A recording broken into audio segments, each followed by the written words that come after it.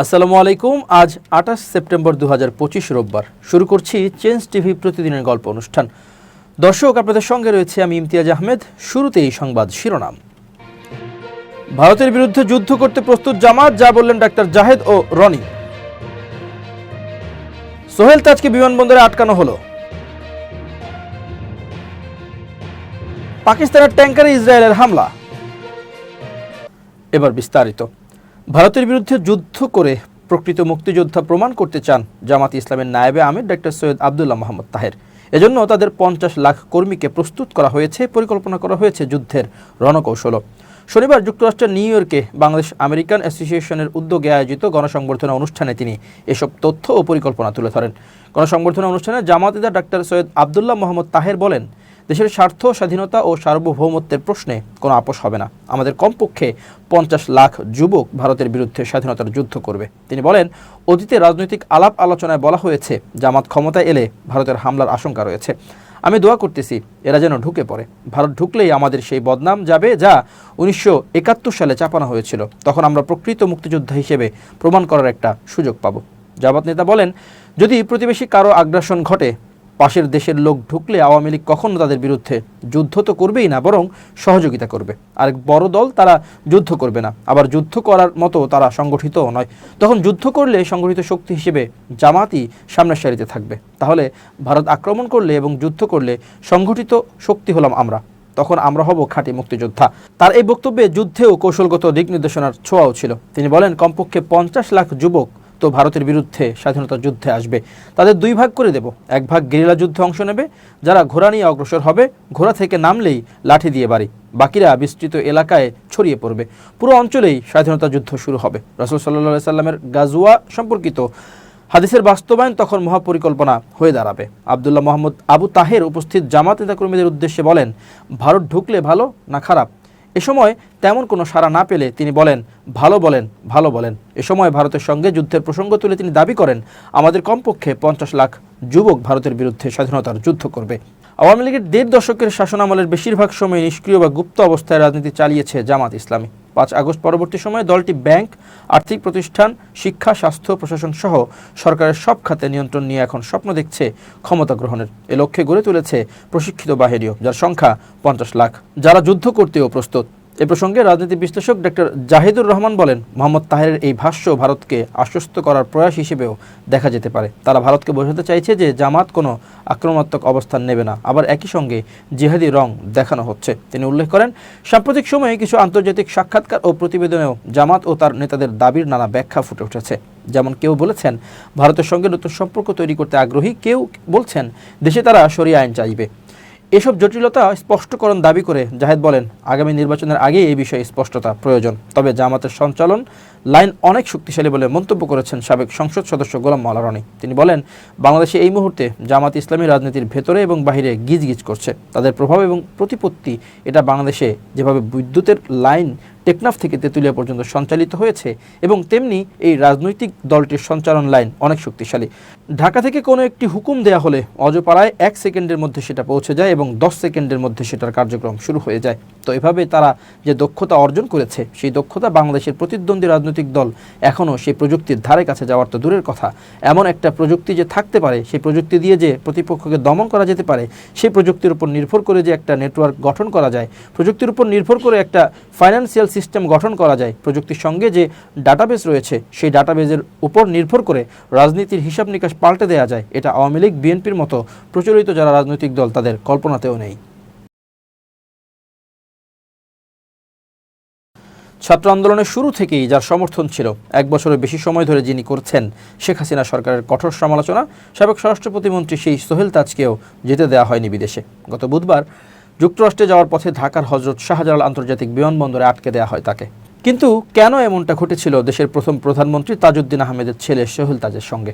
এ বিষয়ে সাবেক স্বরাষ্ট্র প্রতিমন্ত্রী গণমাধ্যমকে জানিয়েছেন, বিষয়গুলো রোববার জানা যাবে। তিনি বলেন, আমি কর্তৃপক্ষের সঙ্গে যোগাযোগ করেছি, জেনে তারপর এই বিষয়ে জানাতে পারবো। সোহেল তাজ আরও বলেন, আমি রেগুলার যাই, গত 20 বছরে প্রতিবার অন্তত 2-3 বার গিয়েছি। এবছরে জুনেও গিয়েছি, এপ্রিল মাসে গেলাম। গত 24 সেপ্টেম্বর রাতে কাতার এয়ারওয়েজে করে যুক্তরাষ্ট্রে যাওয়ার কথা ছিল তাজউদ্দিন পুত্রের। এজন্য তিনি বিমানবন্দরেও গিয়েছিলেন, কিন্তু ভ্রমণে নিষেধাজ্ঞা থাকায় তাকে বিমানবন্দর থেকে ফেরত পাঠানো হয়। আসন্ন ত্রয়োদশ জাতীয় সংসদ নির্বাচনের সব আসনে না ভোট চায় ট্রান্সপারেন্সি ইন্টারন্যাশনাল বাংলাদেশ টিআইবি। রোববার 28 সেপ্টেম্বর বুদ্ধিজীবী ও সুশীল সমাজের প্রতিনিধির সঙ্গে নির্বাচনী সংলাপে বসে নির্বাচন কমিশন। সংলাপে টিআইবি থেকে অংশগ্রহণ করে সংস্থাটির পরিচালক মোহাম্মদ বদিউজ্জামান একথা বলেন। তিনি বলেন, না ভোটের ব্যবস্থা যেন সব আসনেই থাকে। নতুন বিধিমালা অনুযায়ী কোনো আসনে একজন প্রার্থী থাকলে তাকে না ভোটের বিরুদ্ধে প্রতিদ্বন্দ্বিতা করতে হবে। কবি মোহন রায়হান বলেন, এখনও প্রশাসনের রন্ধ্রে রন্ধ্রে স্বৈরাচারের প্রেতাত্মারা রয়েছে, তারা কিন্তু সুন্দর নির্বাচন হতে বাধা দেবে। এ বিষয়ে ইসিকে সজাগ থাকতে হবে। তিনি বলেন, নির্বাচন অবাধ করতে গেলে প্রথমে প্রয়োজন আপনাদের সদিচ্ছা। বিজিএমইএ পরিচালক রশিদ আহমেদ হোসাইনি বলেন, শুধু ঋণ খেলাপিদের না, যারা অর্থ পাচারকারী তারাও যাতে নির্বাচনে অংশ নিতে না পারে সেই আইন করতে হবে। জানা যায়, ইসির প্রথম সংলাপে মোট 30 সুশীল ও বুদ্ধিজীবীকে আমন্ত্রণ জানানো হয়েছিল, কিন্তু এই 30 জনের মধ্যে মাত্র 13 জন সুশীল ও বুদ্ধিজীবী কমিশনের সংলাপে অংশগ্রহণ করে। এর আগে সকালে ইসির জনসংযোগ শাখা থেকে জানানো হয়, নির্বাচন কমিশনের এই সংলাপে মোট 26 জন অংশগ্রহণ করবেন, কিন্তু সংলাপে মাত্র 13 জন সুশীল ও বুদ্ধিজীবী অংশগ্রহণ করে। ঢাকা বিশ্ববিদ্যালয় কেন্দ্রীয় ছাত্র সংসদ ডাকসু নির্বাচনে বিভিন্ন অভিযোগের বিষয়ে বিশ্ববিদ্যালয়ের উপাচার্য অধ্যাপক ডক্টর নিয়াজ আহমেদ খান বলেছেন, এটা স্পষ্ট যে ব্যালট পেপার ছাপানোর স্থান বা সংখ্যা সুষ্ঠু নির্বাচনকে কোনোভাবেই প্রভাবিত করে না, কারণ ব্যালট পেপারকে ভোটের জন্য পুরোপুরি প্রস্তুত করতে একাধিক ধাপ সম্পন্ন করতে হয়। তিনি বলেন, বিভিন্ন পর্যায়ে যে অভিযোগ পেয়েছি প্রত্যেকটির জন্য ব্যবস্থা নিয়েছে। 48টি অভিযোগের কমনগুলো জবাব দিয়েছে। 16টি অভিযোগ 69 ধারায় ব্যক্তি পর্যায়ে অফিসিয়াল চিঠির মাধ্যমে নিশ্চিত করেছে। এরপরও আমরা লক্ষ্য করেছি নির্বাচনকে পদ্ধতিগত নানা রকম প্রশ্ন তুলে প্রশ্নবিদ্ধ করার প্রবণতা চলছে। বিশেষ করে সর্বশেষ কয়েক সপ্তাহ পরে প্রশ্নবিদ্ধ করার প্রচেষ্টা চলছে। রোববার বিশ্ববিদ্যালয়ের আব্দুল মতিন চৌধুরী ভার্চুয়াল ক্লাসরুমে এক জরুরি সংবাদ সম্মেলনে তিনি এসব কথা বলেন। লিখিত বক্তব্যে ঢাবি উপাচার্য বলেন, প্রতিযোগিতামূলক দরপত্র আহ্বানের মাধ্যমে নিয়ম মেনে একটি অভিজ্ঞ প্রতিষ্ঠানকে ব্যালট পেপার ছাপানোর দায়িত্ব দেওয়া হয়। ভোটার ও প্রার্থীর সংখ্যা বেশি হওয়ায় দ্রুততম সময়ে নির্ধারিত পরিমাণ ব্যালট ছাপানোর স্বার্থে মূল ভেন্ডরের সঙ্গে আলোচনা করে একই টেন্ডারের অধীনে আরেকটি সহযোগী প্রতিষ্ঠানকে সম্পৃক্ত করার অনুমতি দেওয়া হয়। তবে নীলক্ষেতে ব্যালট ছাপানোর বিষয়টি সহযোগী ভেন্ডর বিশ্ববিদ্যালয় কর্তৃপক্ষকে অবহিত করেনি। সহযোগী ভেন্ডরের ব্যাখ্যা অনুযায়ী নীলক্ষেতে 22 রিম কাগজ ব্যবহার করে 88,000 ব্যালট ছাপানো হয়। প্রিন্টিং, কাটিং, প্রি স্ক্যান প্রক্রিয়া শেষে সেগুলোর মধ্যে 86,243টি ব্যালট প্যাকেটে ভরে সিলগালা করে সরবরাহযোগ্য হয়। অবশিষ্ট ব্যালট প্রচলিত নিয়মে ধ্বংস করা হয়। ভেন্ডর জানায়, কাটিং শেষে ব্যালটগুলো তাদের মূল অফিসে নিয়ে গিয়ে প্রি স্ক্যান ও পরবর্তী কার্যক্রম সম্পন্ন করে নির্ধারিত পরিমাণে প্যাকেটে ভরে সিলগালা করা হয় এবং বিশ্ববিদ্যালয়কে সরবরাহ করা হয়। চুক্তি অনুযায়ী তারা পুরো প্রক্রিয়ায় সর্বোচ্চ নিরাপত্তা নিশ্চিত করেছে। তবে ব্যস্ততার কারণে নীলক্ষেতে ছাপানোর বিষয়টি কর্তৃপক্ষকে জানাতে ভুল হয়েছে বলে তারা স্বীকার করে। উপাচার্য আরও বলেন, ব্যালট পেপার শুধু ছাপালেই তো ভোটের জন্য ব্যবহারযোগ্য হয় না। ছাপানোর পর নির্দিষ্ট মাপে কাটিং, নিরাপত্তা কোড আরোপ, OMR মেশিনে প্রি স্ক্যান, চিফ রিটার্নিং কর্মকর্তা সিল ও স্বাক্ষর এবং সংশ্লিষ্ট রিটার্নিং কর্মকর্তা স্বাক্ষর এসব প্রক্রিয়া সম্পন্ন করার পরই তা ভোট গ্রহণের উপযোগী হয়। এসব ধাপ নিশ্চিত করেই সর্বোচ্চ সতর্কতার সঙ্গে ভোট অনুষ্ঠিত হয়েছে। তিনি আরও জানান, কার্যাদেশ অনুযায়ী 2,39,244টি ব্যালট ভোটের জন্য প্রস্তুত করা হয়। মোট ভোটার ছিলেন 39,874 জন। প্রত্যেকে 6টি ব্যালট পান। ভোট দেন 29,821 জন ভোটার। ব্যবহার হয়েছে 1,78,926টি ব্যালট। অবশিষ্ট থাকে 60,318টি ব্যালট। অভিযোগের পরিপ্রেক্ষিতে সিসিটিভি ফুটেজ এবং ভোটার তালিকা নিয়ে আলোচনা প্রসঙ্গে ডক্টর নিয়াজ আহমেদ খান বলেন, কোনো প্রার্থী যদি সুনির্দিষ্ট সময় বা ঘটনার ফুটেজ দেখতে চান তাহলে যথাযথ প্রক্রিয়ায় আবেদন করলে বিশ্ববিদ্যালয় কর্তৃপক্ষের নির্ধারিত স্থানে বিশেষজ্ঞ বা মনোনীত ব্যক্তির উপস্থিতিতে তা দেখা যাবে। ভোটারদের স্বাক্ষরযুক্ত তালিকা বিষয়ে উপাচার্য বলেন, কোনো প্রার্থী নির্দিষ্ট ও যৌক্তিক কারণে কোনো ভোটারের স্বাক্ষর পর্যবেক্ষণ করতে চাইলে যথাযথ প্রক্রিয়ায় আবেদন করলে কর্তৃপক্ষ মনোনীত বিশেষজ্ঞদের উপস্থিতিতে তা দেখানো সম্ভব। এবার খুব জরুরি 1 মিনিট জানাচ্ছেন ইউনেস্কো ক্লাব পুরস্কার বিজয়ী সাংবাদিক আমিরুল মোমিনিন মানিক। খুব জরুরি 1 মিনিটে প্রত্যেককে আমন্ত্রণ। প্রিয় বন্ধুরা, আমাদের অনেকেরই ফেসবুক পেজ আছে, আর যাদের ফেসবুক পেজ আছে তারা হয়তো এই বিজ্ঞাপনটি পেয়েছেন যে আপনার পেজে বিজ্ঞাপন দিতে চাই, এই জন্য সপ্তাহে আপনাকে $500 করে দেওয়া হবে। এ ধরনের মেসেজ এলে আপনি অবশ্যই এটাকে গুরুত্ব না দিয়ে অ্যাভয়েড করবেন। যদি আপনি গুরুত্ব দেন তাহলে আপনার ফেসবুক পেজটি হারিয়ে ফেলতে পারেন প্রতারণার ফাঁদে পড়ে। এই সমস্ত মেসেজে আপনার কাছে তথ্য জানতে চাওয়া হয়, লিঙ্কে ক্লিক করতে বলা হয় অথবা কোনো একটি ফর্ম পূরণ করতে বলা হয়। যখনই আপনি তথ্য দিতে যাবেন, ফর্ম পূরণ করবেন, লিঙ্কে ক্লিক করবেন, তখনই আপনার পেজটি হ্যাকারের হাতে চলে যাবার আশঙ্কা তৈরি হবে। সুতরাং আসুন নিজের পেজকে রক্ষার জন্যে, নিজের তথ্যগুলোকে যথাযথভাবে সংরক্ষণে রাখবার জন্যে এই ধরনের প্রতারণার ফাঁদ থেকে দূরে থাকি। ভালো থাকবেন, শুভেচ্ছা নিরন্তর। এবার দেশের বাইরের খবর।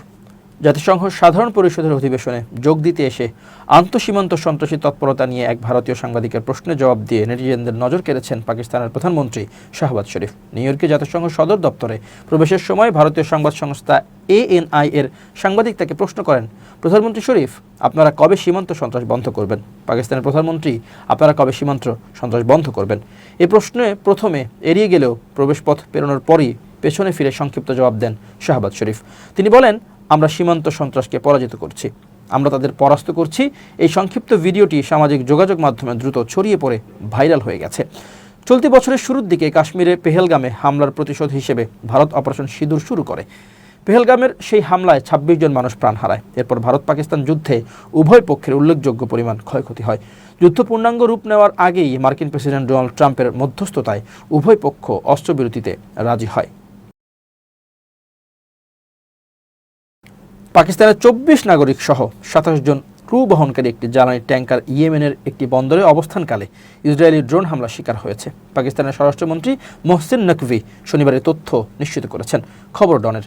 মন্ত্রী নকভি জানান, 17 সেপ্টেম্বর ট্যাঙ্কারটি ইয়েমেনের রাস ইসা বন্দরে ছিল, যা হুথি বিদ্রোহীদের নিয়ন্ত্রণাধীন। হামলার সময় ক্রুদের মধ্যে 24 পাকিস্তানি, 2 শ্রীলঙ্কান এবং 1 জন নেপালি নাগরিক ছিলেন। ট্যাঙ্কারের ক্যাপ্টেনও পাকিস্তানি। হামলার ফলে ট্যাঙ্কারে বিস্ফোরণ ঘটে, তবে ক্রুরা দ্রুত আগুন নিয়ন্ত্রণে আনতে সক্ষম হন। নকভি বলেন, হুথি নৌযান পরে জাহাজ থামায় এবং ক্রুদের বন্দী করে রাখে। তবে বর্তমানে ট্যাঙ্কার এবং তার ক্রুরা হুথিদের হাত থেকে মুক্ত হয়ে ইয়েমেনের জলসীমার বাইরে পৌঁছেছে। মন্ত্রী নকভি নিরাপত্তা বাহিনী, ওমান ও সৌদি আরবের পাকিস্তানি কূটনীতিক এবং সংশ্লিষ্ট কর্মকর্তাদের সহযোগিতার জন্য কৃতজ্ঞতা প্রকাশ করেছেন। তিনি বলেন, আমাদের নাগরিকদের নিরাপদ মুক্তি নিশ্চিত করতে নিরাপত্তা সংস্থাগুলো দিনরাত অতুলনীয় পরিশ্রম করেছে। পাকিস্তানের পররাষ্ট্র মন্ত্রণালয় নিশ্চিত করেছে, ঘটনার খবর পাওয়ার সঙ্গে সঙ্গে দূতাবাসগুলো ইয়েমেন কর্তৃপক্ষের সঙ্গে যোগাযোগ স্থাপন করে এবং ক্রুদের সুস্থতা নিশ্চিত করেছে। পরিবারগুলোর সঙ্গে নিয়মিত যোগাযোগ রাখাও নিশ্চিত করা হয়েছে। বর্তমানে ট্যাঙ্কার বন্দরে থেকে যাত্রা শুরু করেছে এবং সকল ক্রু নিরাপদে আছে। দর্শক, শেষ করছি চেঞ্জ টিভির প্রতিদিনের গল্প অনুষ্ঠান।